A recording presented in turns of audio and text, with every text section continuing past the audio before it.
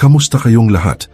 At welcome muli sa Powerful Stoic Habits. Nais mo na bang may isang taong sabik na sabik sa'yo, na ikaw ang unang iniisip nila paggising at huling naiisip bago matulog? Kung oo, nasa tamang lugar ka, dahil ngayon tutuklasin natin ang mga sikreto para maging hindi malilimutan. Sisisirin natin ang makapangyarihang prinsipyo ng Stoic philosophy, hindi lang para lumikha ng kaunting pananabik, kundi para baguhin ka bilang isang taong imposibleng hindi hanap-hanapin sa tuwing wala ka.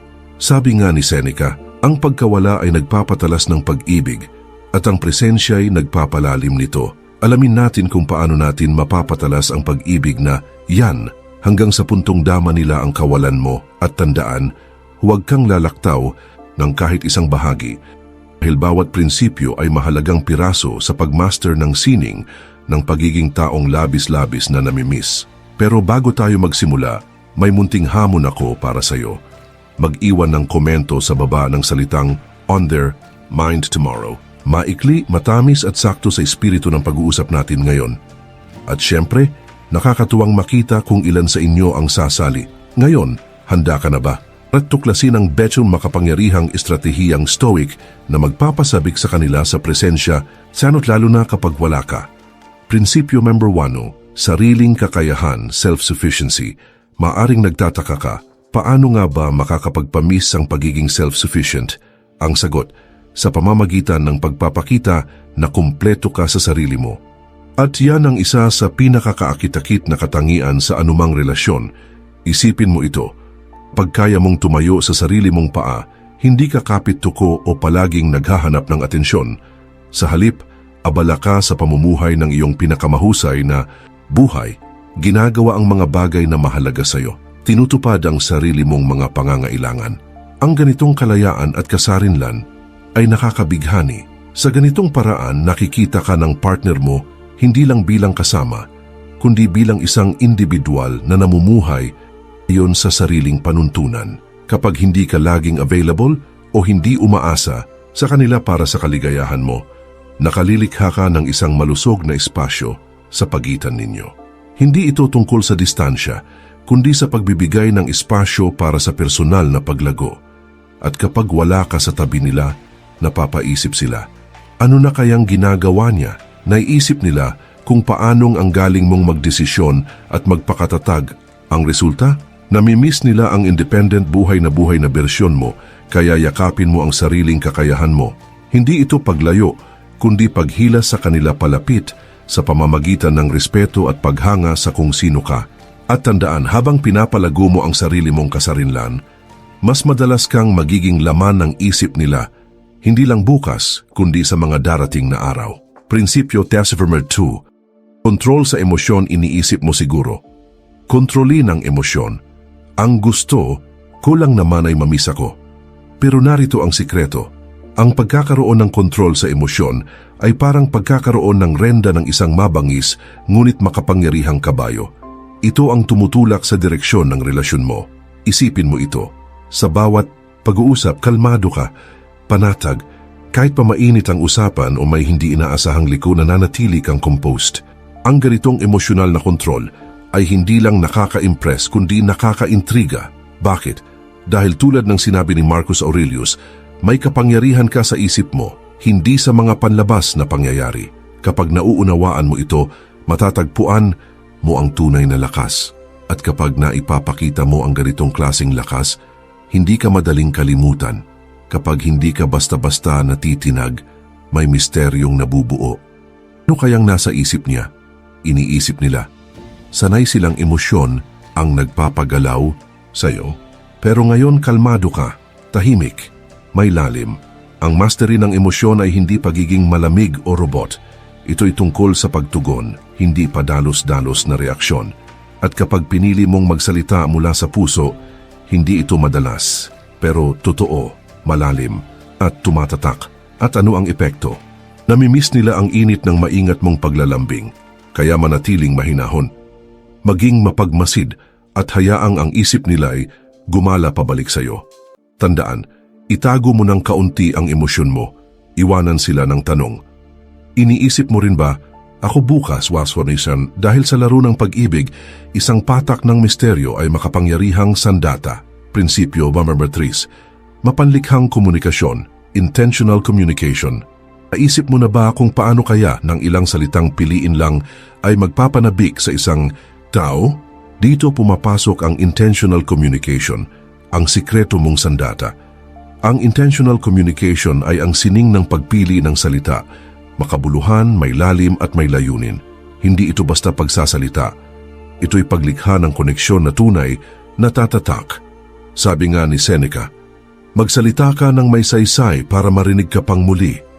Ang layunin ay hindi lang makausap, kundi mapanabik silang muli sa karunungan mo, sa katatawanan mo, sa natatangi mong pananaw. Isipin mo ito. Tuwing nagsasalita ka, may layunin kang umunawa, magpabatid at magbigay ng halaga. Hindi ka lang nagsasayang ng salita. Naghuhulma ka ng karanasang hindi malilimutan. At kapag wala ka na, nananatili ang mga salita mo sa isip nila. Umaalingaw-ngaw ang tinig mo sa alaala nila. Mas lalo ka nilang hinahanap. Sa ganitong uri ng komunikasyon, nabubuo ang interes at misteryo. Hindi lang usapan ang namimiss nila, kundi ikaw mismo bilang taong may lalim. Kaya gamitin mo ng wasto ang iyong boses. Piliin ang mga salita mo.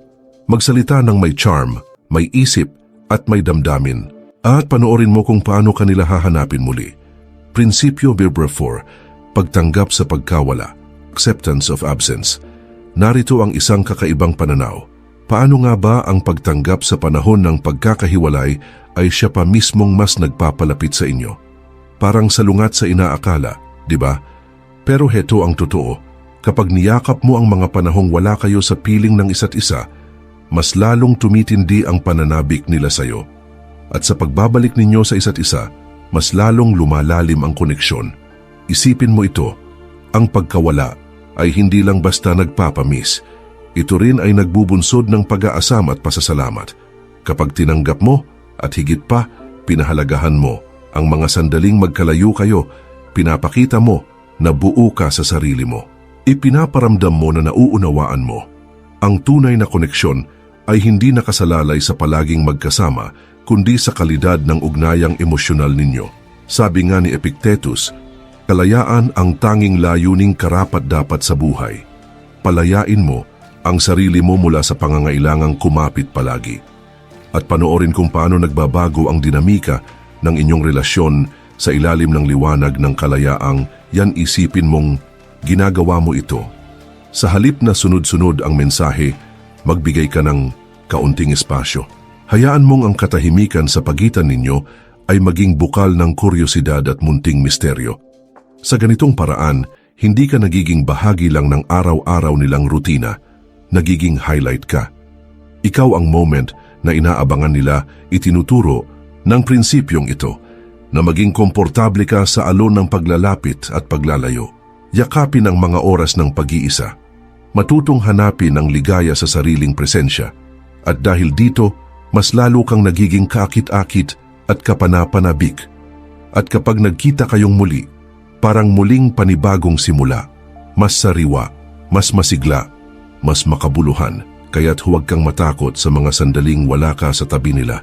Hayaan mong madama nila ang pagkawala mo ng sapat para hanapin ka. Tandaan, ang absence ay hindi puwang, kundi puwang para sa pagtubo at pananabik. Kapag nagtagpo kayong muli, ramdam na ramdam ang tuwa at pagpapahalaga. Ginagawang mas mahalaga ang bawat sandali. Prinsipyo 2-5, pagkamalay sa kasalukuyan, mindfulness. Sa bawat pakikipag-ugnayan, paano nga ba nakatutulong ang pagiging lubos na present para mas lalo kanilang mamiss kapag wala ka na? Simple lang, kapag ginawa mong makabuluhan ang bawat sandali, mas dama ang pagkawala mo. Ang pagiging mindful ay nangangahulugang buo ang atensyon mo sa bawat pag-uusap, sa bawat titig, sa bawat tawa. Hindi ka lang basta naroon ka ng buo. Hindi ka lang present sa katawan, naroroon ka pati sa isip, sa damdamin, sa diwa. At yan ang nagpapabago sa ordinaryong karanasan, ginagawang isang alaala na tumatatak.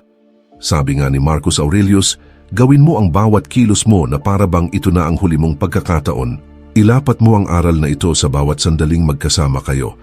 bawat usapan, bawat pagtawa, bawat titig, mong parang ito na ang pinakamahalagang sandali sa pagitan ninyo. Isipin mo, bawat oras na magkasama kayo, may dalang intensity ang presensya mo. Hindi mo sinasayang ang oras.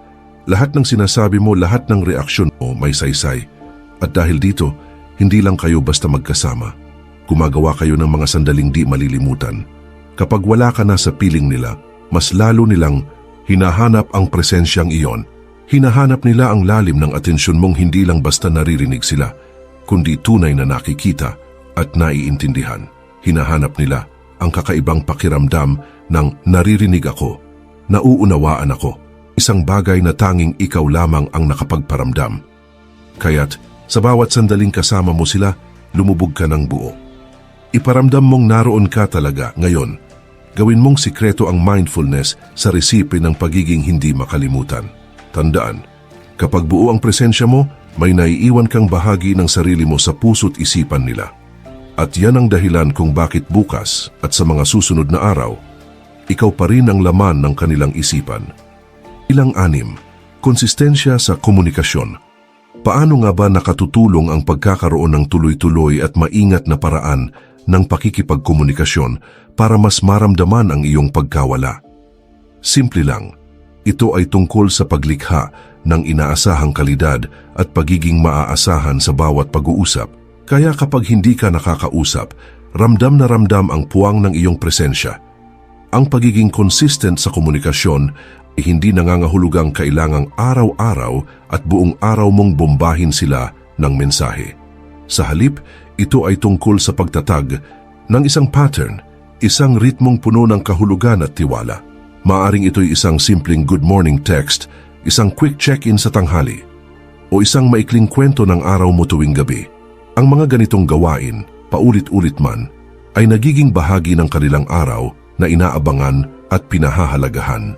Kaya ng sinabi ni Seneca, ang regularidad ay tanda ng karunungan sa komunikasyon. Ang pagkakaroon ng regular na ugnayan ay nagpapaalala sa kanila na ikaw ay maalalahanin, mapagkakatiwalaan at tunay na nagbibigay halaga sa relasyon. Isipin, motto. Kahit gaano ka pa kaabala sa buhay, hindi mo nakakalimutang kumustahin sila. Ang ganitong consistency ay nagiging sandigan nila, isang puwersang nagbibigay ng ginhawa at katatagan sa gitna ng gulo ng araw-araw. Kaya kapag bigla kang nawala, kapag nakaligtaan mong magpadala ng mensahe, agad nila iyong napapansin. At sa hindi inaasahang paraan, hinahanap-hanap ka nila. Sa pamamagitan ng pagiging consistent sa komunikasyon, unti-unti mong inihahabi ang sarili mo sa tela ng kanilang araw-araw na buhay. Kapag wala ka, namimiss nila ang init at seguridad na hatid ng mga mensahe mo. Inaasam nila ang muling pagdampi ng presensyang dulot ng simpleng kamusta. At kapag hindi ito dumating, nararamdaman nila ang pagkawala mo sa pagitan ng mga katahimikan. Kaya gawin nating tatak ng ating komunikasyon ang consistency. Panindigan ito at makikita mong unti-unti nilang hahanapin ang mga maliliit na katahimikang iniwan ng pagkawala mo.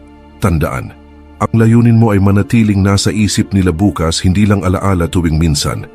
Maging isang mahalagang presensya sa buhay nila kahit malayo ka man. Bilang 7, buhay na may layunin. Paano nakatutulong ang pamumuhay na may layunin para mas hanap-hanapin ka ng isang tao? Simple lang. Ito ay tungkol sa pagiging isang taong may sigasig, may malasakit at aktibong lumalahok sa mga makabuluhang bagay. Kapag namumuhay ka ng may direksyon, hindi mo hinahayaang iba ang magpuno ng oras mo.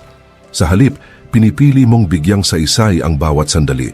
Ang isang taong may layunin ay mas kaakit-akit at mas misteryoso. Ipinapakita nito na mayroon kang mga pangarap at mithiin na lampas sa inyong relasyon. Isa kang taong may ginagampanang papel sa mundo. At dahil dito, mas kahanga-hanga ka sa kanilang mga mata. Gaya ng sinabi ng pilosopong si Seneca, naliligaw ang ating mga plano dahil wala tayong malinaw na layunin.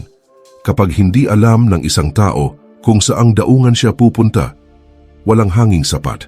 Kapag malinaw ang iyong mga layunin, hindi ka lang mas nakatutok. Mas dynamic at kapanapanabik kang kausap. Isipin mo ito. Ikinukwento mo ang mga proyekto mo. ang volunteer work na ginagawa mo, o ang mga malikhaing gawaing pinaglalaanan mo ng oras. Kitang-kita sa mukha mo ang sigla bang ikinukwento ang mga ito. Nakakahawa ang ganitong kasabikan at hindi nila iyon nakakalimutan.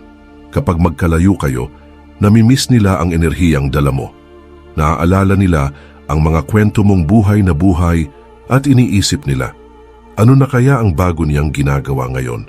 Sa pamumuhay na may layunin, nagiging ikaw ang taong laging lumalago, laging nagbabago. At dahil dito, bawat ugnayan niyo ay pakiramdam nila ay bago at busog sa diwa. Kapag wala ka, namimiss nila ang pagiging bahagi ng paglalakbay mong makabuluhan.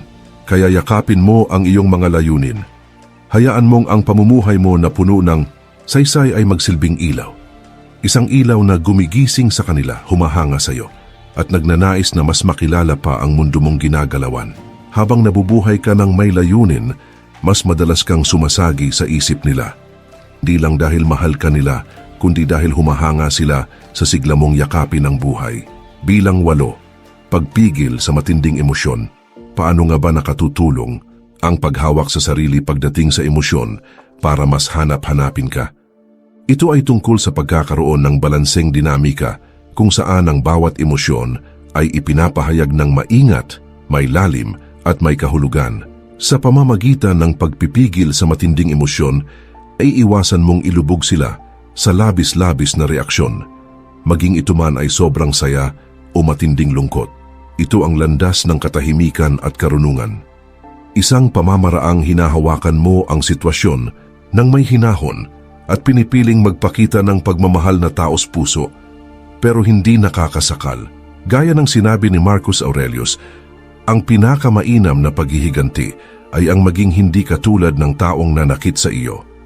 Sa konteksto ng relasyon, ibig sabihin nito'y hindi ka agad bumibigay sa bugso ng damdamin. Pinipili mong tumugon ng may pag-iisip at hindi padalos-dalos. Isipin mong may hindi kayo pagkakaunawaan, pero sa halip na sumabog, pinipili mong makinig, umintindi at magpahayag ng saloobin sa paraang may respeto.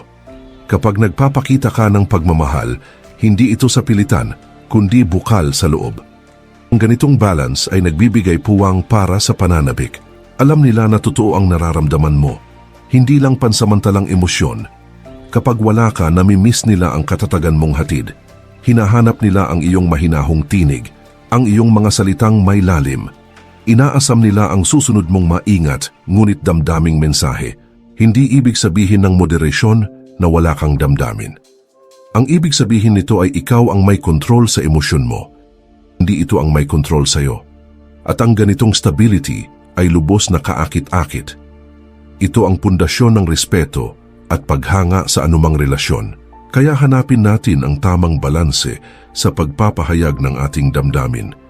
Sa ganitong paraan, hindi lang natin pinayayabong ang ugnayan, kundi sinisigurado nating bukas, tayo pa rin ang laman ng kanilang isipan. Isa kang presensyang nagdadala ng kapayapaan, hindi kaguluhan sa buhay nila. Tandaan, sa sayaw ng pag-ibig kadalasan, ang mga katahimikan ang pinakamakabuluhan. Bilang 9, katatagan sa gitna ng pagsubok. Paano nga ba ang pagpapakita ng katatagan sa gitna ng pagsubok ay nakapagpaparamdam sa isang tao ng pangungulila sa iyo? Ito ay tungkol sa pagpapamalas na kaya mong harapin ang mga pag-ikot ng buhay. May lakas. Isa kang presensyang maasahan at nagbibigay ng kapanatagan. Ang katatagan sa panahon ng pagsubok ay nangangahulugang kapag may dumating na hamon, hindi ka basta-basta sumusuko. Hindi ka bumabagsak, bagkus, hinaharap mo ito ng buong tapang. Ang ganitong katangian ay nagsasabing mapagkakatiwalaan ka, malakas ka. Mga katangiang kaakit-akit sa anumang uri ng relasyon. Gaya ng sinabi ni Seneca, hindi maaaring pakintabin ang isang hiyas kung walang pagkiskis at hindi mapapanday ang isang tao kung walang pagsubok. Ang prinsipyong ito ang nagtuturo sa atin na ang kakayahang makatawid sa hirap ay hindi lamang humuhubog sa atin bilang mas mabuting tao, kundi ginagawa rin tayong isang partner na tunay na hinahanap-hanap. Isipin mo, dumaan ka sa mabigat, pero nanatili kang kalmado, matino at marunong magdesisyon. Hindi lang respeto ang natatamo mo rito, pati paghanga. Nakikita ng iyong kapareha na hindi ka lang basta lumalaban, namamayani ka sa gitna ng unos. Kapag magkalayo kayo, ang alaala ng katatagan mo ang nagbibigay sa kanila ng kapanatagan. Namimiss nila ang lakas mo at ang pakiramdam ng seguridad kapag kapiling ka. Ang katatagan ay hindi lang basta pag-survive. Ito ay ang kakayahang muling tumayo, mas matatag sa bawat pagbagsak. Ito ang kahusayan sa paghahanap ng solusyon, pagpapanatili, kamapag-asa.